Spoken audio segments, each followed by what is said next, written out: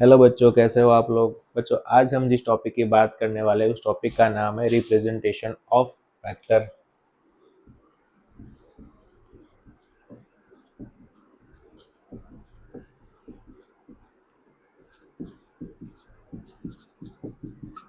तो बच्चों, इसके लिए हमें ग्राफ ड्रॉ करना पड़ेगा, है ना।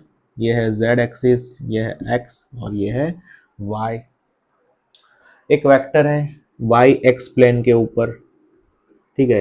वेक्टर a है, उस वेक्टर की जो कोऑर्डिनेट है वो है 3, 4 एंड 5, ठीक है। तो इसको मैं कैसे रिप्रेजेंट कर सकता हूँ, है ना। तो आपको पता होगा कि 3, 4 एंड 5, अगर 3 की बात कर रहे हैं तो 3 जो है वो कौन से एक्सिस के ऊपर होता है, एक्स एक्सिस के ऊपर होता है। 4 कौन से एक्सिस के ऊपर होगा, वाई एक्सिस के ऊपर होगा। एंड 5 कौन से एक्सिस के ऊपर होगा, जेड एक्सिस के ऊपर। यानी कि एक पार्टिकल जो है वो मोशन में है, तो एक्स एक्सिस के ऊपर 3, वाई एक्सिस के ऊपर 4 एंड जेड एक्सिस के ऊपर 5। अब मुझे उसको रिप्रेजेंट करना है, ठीक है। तो आपको पता ही है कि वेक्टर को रिप्रेजेंट कैसे किया जाता है। ए के ऊपर एरो मैंने यहाँ पे ड्रॉ किया है ना। यहाँ पे क्योंकि मैं यहाँ पे ए वेक्टर की बात कर रहा हूँ, ठीक है। तो ए वेक्टर इज इक्वल टू 3। 3 कौन से एक्सिस के ऊपर है, एक्स एक्सिस के ऊपर है। 4 कौन से एक्सिस के ऊपर है, वाई एक्सिस के ऊपर है। 5 कौन से एक्सिस के ऊपर है, 5 है जेड एक्सिस के ऊपर है, ठीक है। तो x को रिप्रेजेंट किया जाता है आई कैप से, ओके। y को रिप्रेजेंट किया जाता है जे कैप से। z को रिप्रेजेंट किया जाता है के कैप से, ठीक है। तो सबसे पहले हम बात कर रहे हैं 3। तो 3 कौन से एक्सिस के ऊपर है, x एक्सिस के ऊपर है।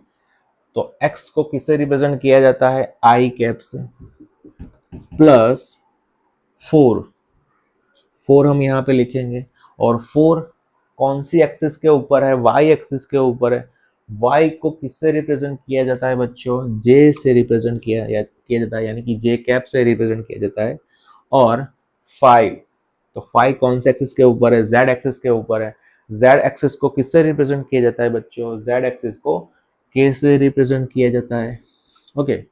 यानी कि वेक्टर को हम ऐसे रिप्रेजेंट कर सकते हैं, ठीक है। और हम एक वेक्टर का एग्जांपल ले रहे हैं, है ना। एक वेक्टर यहाँ पे बी वेक्टर, ठीक है। तो x एक्सिस के ऊपर उसकी वैल्यू है 3, y एक्सिस के ऊपर 0 एंड z एक्सिस के ऊपर है कुछ 4, है ना। तो b vector is equal to, देखना है उसके कोऑर्डिनेट 3 x एक्सिस के ऊपर है, ठीक है। तो 3 आई कैप प्लस 0 कौन से एक्सिस के ऊपर होगा, y एक्सिस के ऊपर, यानी कि j कैप प्लस k यानी कि 4। 4 जो होगा वो कौन से एक्सिस के ऊपर है, z एक्सिस के ऊपर है, तो k कैप, है ना। तो इसका कुछ मीनिंग नहीं होगा तो उसको हम निकाल देंगे, है ना। तो b coordinate, b axis sorry b vector is equal to 3 I cap plus 4 k cap, ठीक है। तो b को हम ऐसे रिप्रेजेंट कर सकते हैं, ठीक है।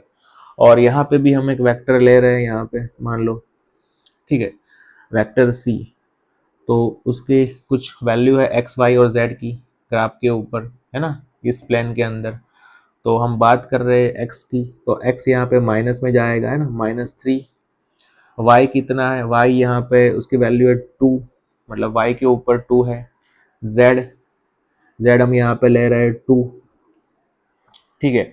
तो सी को कैसे रिप्रेजेंट करेंगे, सी वेक्टर को, तो C vector is equal to -3, है ना, एक्स एक्सिस के ऊपर, यानी कि आई कैप प्लस 2 यानी कि y एक्सिस के ऊपर, वहाँ क्या होगा, जे कैप से रिप्रेजेंट करेंगे उसको, ठीक है। फिर 2 कौन सी एक्सिस के ऊपर है, z एक्सिस के ऊपर है। z को किससे रिप्रेजेंट करेंगे, k कैप से रिप्रेजेंट करेंगे, है ना। तो वेक्टर को ऐसे रिप्रेजेंट किया जाता है, ओके। आई होप आपको इस टॉपिक के अंदर कोई डाउट नहीं होगा, ठीक है। मिलते हैं नेक्स्ट वीडियो के अंदर, ओके। Take care.